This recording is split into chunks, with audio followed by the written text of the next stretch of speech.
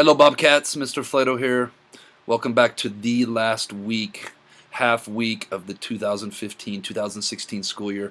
I cannot believe how quickly that went. I want to give a special shout out to all the 8th graders this year that will be graduating and moving on to high school and moving on to new beginnings. I hope especially you guys got something out of these Bob lessons this year that you can reference at another point in life, that you can use in high school.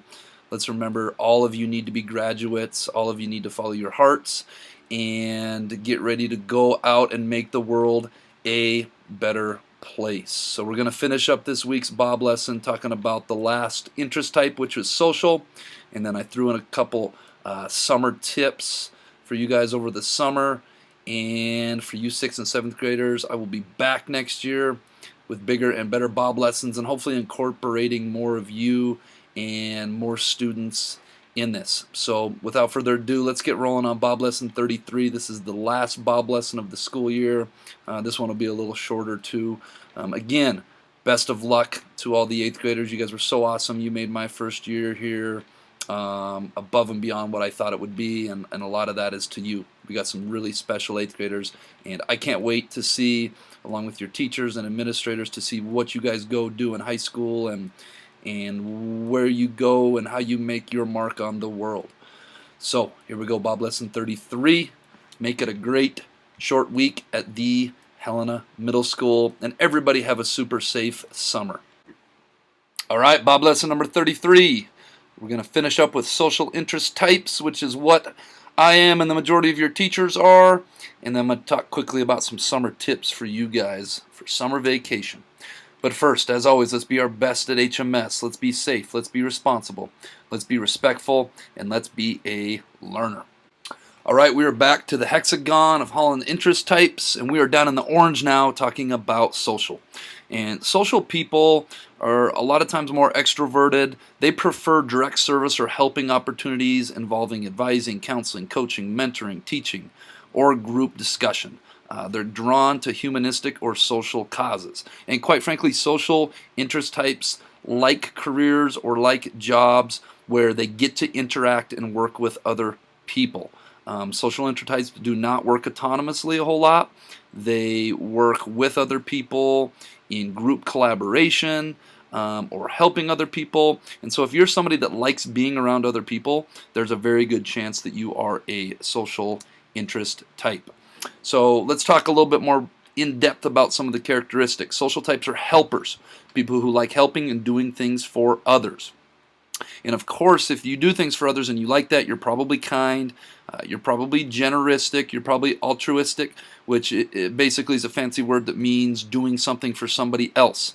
Here's that empathy word again. It's popped up numerous times over this year's Bob lessons, but you have to be empathetic. You have to be able to feel for other people. Tactful. And this is something I'm going to do a Bob lesson on next year. Tactful is when you have to communicate something in a very strategic or sensitive manner. In my job, I have to be tactful quite a bit. Obviously, you have to be friendly. You have to be a people person. You like social engagement, social interactions. A lot of social interest types works on relationship building. That's one of my favorite things about my career. You see me at lunchtime in the hallways, out at recess. I love building relationships with you guys and getting to know you better so I can do my job better. A lot of social interest types work well in a team structure. They like to be a part of a team, and they probably believe in synergy and working together with other people for a bigger overall cause. Humanitarian, you got to care about other people. A lot of educational jobs are social interest types. I bet 99% of your teachers here in the school are social interest types. A lot of our teachers are very smart, skilled people, and they could be doing a lot of things, but they choose education 9 times out of 10 because they like being around you guys and helping others. You have to have really strong interpersonal skills. Interpersonal is between one another, and philanthropic, again, doing things for other people. Let's take a look at some social careers. Working in clergy or in religion, obviously being a counselor, working in the customer service range, helping customers get exactly what it is they want. Working in education, talked about that a couple times now. A lot of social work where you help people in social situations. Sociology is the study of human beings and how we socialize with one another. Being a professor, being a coach, working in educational administration, being a fitness trainer or a group exercise leader. Shout out to Miss Johnson. I know she's a group exercise leader at the health club that I attend. Being a massage therapist, a social advocate, working in retail sales, being a waiter or a waitress, being an airplane stewardess, tour guide, or working in the concierge business. That's a hard word to pronounce. And this is just a small listing of all the different social careers that there are out there. Do any of these seem like they may be for you in your future Bobcats? All right, this is it. I'm down to summer tips. And please pay attention here. Summertime is a great time. I know a lot of you love it. It's summertime in Montana. There's no better place. I think it's probably in like the 95th percentile of awesomeness. We are surrounded by great weather and mountains and rivers and streams and lakes, and so summer's a great time to put the screen time down, put the Xbox controller down, put your phone down, leave it at home, go for a hike. I was having a great conversation when we were doing our service project. We went up and hiked up Entertainment Trail a little bit, and I was talking to some of our students about how lucky we are that we have gold medal, like top 10 in the nation hiking trails right out our backyard, and how I didn't really know about that or take advantage of that until I was an adult. And I hope you guys that like being out in nature, getting exercise, can take advantage of those trails, whether it's on a mountain bike or hiking or whatever. Get outside and be active. Don't sit in your house all day watching TV. Keep up on some reading of your choice, and this one's really important. Reading is such an important skill for school. It's my goal to read some more in this summer like it was in the spring. I hope you guys do a lot of reading, and this is a time to read whatever it is that interests you. Keep up on your reading skills and keep pushing forward so that you don't lose that ground that many of you gained this year. Try to stay on a normal sleeping routine. Don't be sleeping until noon every day. That's going to kill you in the fall, and it's really hard on your body. Get involved in outside activities. There are tons of outside activities that you can get involved in. Go do it. Speaking of service, find a way to volunteer in your community. Do something for others. Find a younger person in your community to mentor, whether that's reading them a story or playing with them in the park or doing something. Find a younger elementary age student that you can mentor. And finally, go play games at the closest park. I used to love going up to Lockheed Park when I was in high school. That was kind of the Helena High East Side hangout.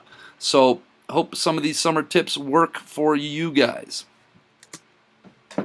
All right, we're closing up careers, and so I thought a quote by Abraham Lincoln was very fitting, and his quote is, "The best way to predict the future is to go and create it."